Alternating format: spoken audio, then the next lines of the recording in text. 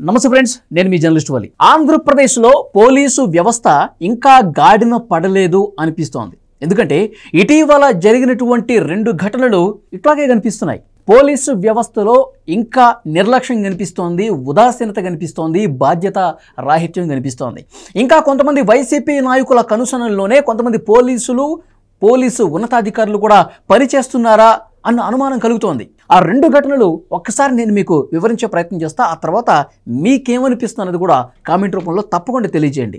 మొదటిది, ఇటీవల తెలుగుదేశం పార్టీ కార్యకర్తని చాలా దారుణంగా చంపేశారండి. పెద్దిరెడ్డి నియోజకవర్గం, పొంగనూరు నియోజకవర్గం, కృష్ణాపురంలో తెలుగుదేశం పార్టీ కార్యకర్తని అత్యంత దారుణంగా చంపేసినటువంటి పరిస్థితి. గత కొన్ని సంవత్సరాలుగా వైసీపీ తెలుగుదేశం పార్టీ మధ్య అక్కడ పచ్చగడ్డి వేస్తే బగ్గుమన్న పరిస్థితి. వైసీపీ అధికారంలో ఉన్నప్పుడు ఇష్టారాజ్యంగా తెలుగుదేశం పార్టీ కార్యకర్తల మీద దాడులు చేసినటువంటి పరిస్థితి. కృష్ణాపురంలో తెలుగుదేశం పార్టీ కార్యకర్త రామకృష్ణ అనే వ్యక్తిని చాలా దారుణంగా పట్టపగలే నరికి చంపారు. ఆ రామకృష్ణ తెలుగుదేశం పార్టీ ఆయన ఎన్నికల సందర్భంగా కూడా పోలింగ్ ఏజెంట్గా ఉన్నాడు. ఆ తర్వాత గెలిచిన తర్వాత కూటమి తరఫున సెలబ్రేషన్స్ చేశాడు గ్రామంలో. ఇది కంటగింపుగా మారింది పెద్దిరెడ్డి అనుచరులకు. ఆ గ్రామంలో అందరూ చూస్తుండగా వేట కొడవలు తీసుకొని నరికి చంపినటువంటి పరిస్థితి. గత కొన్ని సంవత్సరాలుగా ఈ రకమైనటువంటి ఉద్రిక్త పరిస్థితులు పెద్దిరెడ్డి అనుచరులకు, రామకృష్ణ అతని కుమారుడు సురేష్కు మధ్య ఉంది. పోలీసులకు ఎన్నోసార్లు విన్నవించాడు. ఎన్నోసార్లు దారి కాచి మరీ తెలుగుదేశం పార్టీ కార్యకర్తలుగా ఉన్నటువంటి ఈ రామకృష్ణ వారి తనయుడు సురేష్ని కొట్టినటువంటి పరిస్థితి. రామకృష్ణ భార్యను కూడా బైక్తో తొక్కించినటువంటి పరిస్థితి. కొన్నాళ్ళుగా ఇది జరుగుతూనే ఉంది, దాడులు జరుగుతూ ఉన్నాయి. అప్పుడు వైసీపీ అధికారంలో ఉన్నారు కాబట్టి పోలీసులు కూడా చూసి చూడనట్టు వ్యవహరించారు, దాడులు జరుగుతూనే ఉన్నాయి. ఇప్పుడు కూటమి ప్రభుత్వం వచ్చిన తర్వాత కూడా దాడులు ఆగలేదంటే పరిస్థితులు అక్కడ ఎంత దారుణంగా ఉన్నాయో అర్థం చేసుకోవాలి. 15 రోజుల క్రితం తెలుగుదేశం పార్టీ కార్యకర్త రామకృష్ణ ఒక వీడియో రిలీజ్ చేశాడు. చాలా దారుణంగా ఉన్న పరిస్థితులు రోజు రోజుకి దిగజారిపోతున్నాయి. కూటమి ప్రభుత్వం ఏర్పడినప్పటి తర్వాత నుంచి కూడా పోలీసుల్లో ఎలాంటి మార్పు కనిపించట్లేదు. తిరిగి మా మీదే దాడులు కొనసాగుతూనే ఉన్నాయి. మా ప్రభుత్వం లేనప్పుడు దాడులు చేశారు, ప్రభుత్వం ఉన్నప్పుడు కూడా దాడులు చేశారు. పోలీసులు ఎన్నిసార్లు కంప్లైంట్ చేసినా పట్టించుకోవట్లేదు, మాకు భద్రత కల్పించండి అని చెప్పి ఒక వీడియో రిలీజ్ చేశాడు. ఈ ఘటన జరగక ముందు, ఈ హత్య జరగక ముందు 15 రోజుల క్రితం వీడియో పెట్టాడు. పోలీసులు దాన్ని పరిగణలోకి తీసుకుని కనీసం అరే ఇక్కడ ఇంత దారుణంగా ఉంది పరిస్థితి, నిత్యం దాడులు జరుగుతూ ఉన్నాయని చెప్పి భద్రత కల్పించాలి, ఎవరైతే దాడులకు పాల్పడుతున్న వైసీపీ కార్యకర్తలు ఉన్నారో వాళ్ళని అరెస్ట్ చేయాలి, అదేమీ చేయలేదు. తత్ఫలితంగా పోలీసుల నిర్లక్ష్యం కారణంగా, బాధ్యతారాహిత్యం కారణంగా, అంటే వీళ్ళు పెద్దిరెడ్డి అనుచరులను చెప్పి వదిలేశారా? పెద్దిరెడ్డి అనుచరులు కాబట్టే నిమ్మక్క నీరెత్తినట్టు వ్యవహరించారా? పైనుంచి ఆదేశాలు ఉన్నాయి కాబట్టే సదరు పోలీసులకి పట్టించుకోవటం మానేశారా? అలాగే కనిపిస్తోంది. కనీసం వాళ్ళని కట్టడి చేయాల్సింది పోయి ఇంకా ఎంకరేజ్ చేసినట్టుగా పరిస్థితి ఉంది. అంత ధైర్యంగా పట్టపగలు వేట కొడవలు తీసుకుని వెంబడించి మరి ఒక తెలుగుదేశం పార్టీ కార్యకర్తని నడి రోడ్డు మీద చంపేశాడంటే ఆ ధైర్యం ఎక్కడి నుంచి వచ్చింది? ఎవరండ చూసుకుని వచ్చింది? పొంగనూరు నియోజకవర్గంలో ఇంకా పెద్దిరెడ్డి చెప్పినట్టు ఆడిందే ఆటగా పాడిందే పాటగా పోలీసులు వ్యవహరించబట్టే అతనికి ఆ ధైర్యం వచ్చిందా? ప్రస్తుతం దీని గురించే మాట్లాడుతున్నారు. ఇప్పుడు ఘటన జరిగిపోయిన తర్వాత తెలుగుదేశం పార్టీ నాయకులు కావచ్చు ఒక భరోసా కల్పిస్తున్నారు, తెలుగుదేశం పార్టీ మీకు అండగా ఉంటుందని. కానీ ఇది జరగకముందు తీసుకోవాల్సిన చర్యలు ఏవి? ఎక్కడెక్కడ పోలీసు అధికారులు, పోలీసు ఉన్నతాధికారులు ఇంకా వైసీపీ నేతల కనుసనల్లో పనిచేస్తున్నారు? ఇంకా సరైన దిశలో ప్రక్షాళన జరగలేదు. ఈ విధమైనటువంటి చర్చ చాలా బలంగా తెలుగుదేశం పార్టీ క్యాడర్ నుంచి వినిపిస్తున్నటువంటి విషయం. కాబట్టి ఇంకా పరిస్థితుల్లో మార్పు రాలేదండి, దాడులు జరుగుతూనే ఉన్నాయి.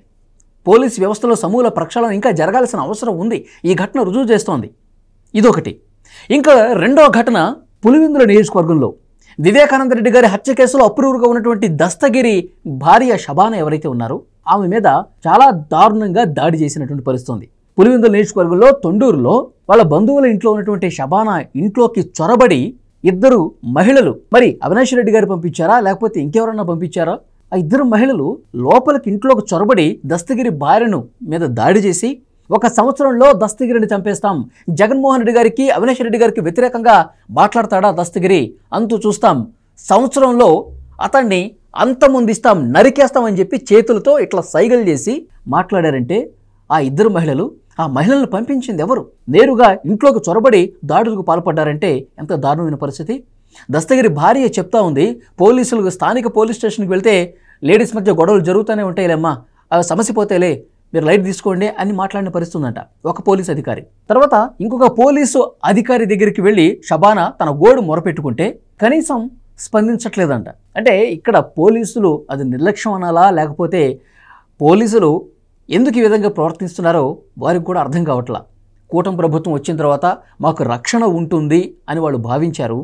కూటమి ప్రభుత్వంలో ఇక పోలీసులు చాలా భద్రత కల్పిస్తారు, ఎందుకంటే అప్రూవ్గా ఉన్న వ్యక్తిని కాపాడుకోవాల్సినటువంటి అవసరం ఉంది. ఈ కేసులో నిజాలు వెలుగులోకి రావాలంటే ఇలాంటి వాళ్ళ అవసరం ఉందని చెప్పి దర్యాప్తు సంస్థలు కూడా భావించాల్సినటువంటి పరిస్థితి ఉంది. కానీ అది ఎక్కడ కనిపించట్లా.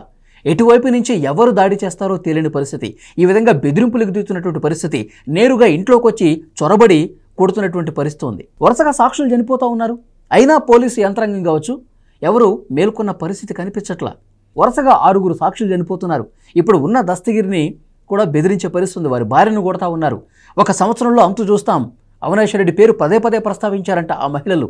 ఏ ధైర్యం చూసుకొని, ఎవరి అండ చూసుకుని వాళ్ళు ఇంత యథేచ్ఛగా ఇంట్లోకి చొరబడి మరీ దాడులకు చేస్తున్నారంటే వెనకాల ఒక పెద్ద ఎత్తున ఇన్ఫ్లుయెన్స్ చేసే వ్యక్తి ఉండబట్టే కదా. వాళ్ళ ధైర్యం ఎక్కడి నుంచి వస్తుంది? సామాన్యులకైతే రాదు. కాబట్టి పోలీసులు అండ కూడా ఉంది కాబట్టే ఈ విధంగా పట్టపగలు పేట్రేగిపోతున్నారు. వరుస ఘటనలు దీన్నే రుజువు చేస్తున్నాయి. పోలీసుల విభాగంలో, పోలీసు వ్యవస్థలో ఒక సమూల ప్రక్షాళన అనేది అవసరం. ఎవరెవరి ట్రాక్ రికార్డ్ ఏంటి, ఎవరు ఎవరికి తొత్తులుగా పనిచేస్తూ ఉన్నారు, ఎవరి ఆదేశాల మేరకు పనిచేస్తున్నారు, వాళ్ళు కామ్గా చూసి చూడనట్టు ఉండు అని చెప్పి ఆ పోలీస్కి డైరెక్షన్ ఇస్తే ఆ నాయకులు వీళ్ళు కామ్గా ఉంటున్నారా? అందుకే ఇలాంటి హత్యలు దాడులు జరుగుతున్నాయా? ఇది సీరియస్గా పరిశీలించాల్సినటువంటి విషయం. తక్షణం ప్రభుత్వం చర్యలు తీసుకోవాల్సిన అవసరం ఉంది. ఎవరు సరైన విధంగా పనిచేస్తున్నారు, ఎవరు వైసీపీ నాయకులకు ఇంకా తొత్తులుగా మారుతున్నటువంటి పరిస్థితి ఉంది, ఎవరి ట్రాక్ రికార్డు ఏంటి, ఇవన్నీ కూడా నిశితంగా పరిశీలించి బదిలీలు చేయాల్సిన అవసరం ఉంది. మాట వినకపోతే సస్పెండ్ చేయాల్సినటువంటి అవసరం ఉంది. నిజంగానండి, ఎందుకంటే వరుసగా జరుగుతున్న ఈ ఘటనలు, అధికారం ఉన్నా సరే తెలుగుదేశం పార్టీ కార్యకర్తల మీద ఇంత దారుణంగా దాడులు జరుగుతున్నాయంటే, కీలక కేసుల్లో ఉన్నటువంటి వ్యక్తుల మీద దాడులు జరుగుతున్నాయంటే పరిస్థితి ప్రజలకు కూడా అర్థమవుతోంది. కాబట్టి వ్యవస్థను ప్రక్షాళన చేయనంతకాలం ఇవి జరుగుతూనే ఉంటాయి. మరి కూటమి ప్రభుత్వం ఏ మేరకు వేగంగా స్పందించి చర్యలు తీసుకుంటుందని చూడాలి. ఫ్రెండ్స్, మీకేమనిపిస్తోంది? ఈ వరుసగా జరుగుతున్నటువంటి హత్యలు కావచ్చు, ఈ దాడులు కావచ్చు, దేనికి అద్దం పడుతున్నాయి? వైసీపీ నాయకుల మోచేతి నీళ్లు తాగుతున్నటువంటి పోలీసులు ఉన్నారని మీకు అనిపిస్తోందా? అందువల్లే ఈ వరుస ఘటనలు జరుగుతున్నాయా? మీరేమంటారో కామెంట్ రూపంలో తెలియజేయండి. ఈ వీడియోని లైక్ చేయండి, ఛానల్ని సబ్స్క్రైబ్ చేయండి. Thank you very much.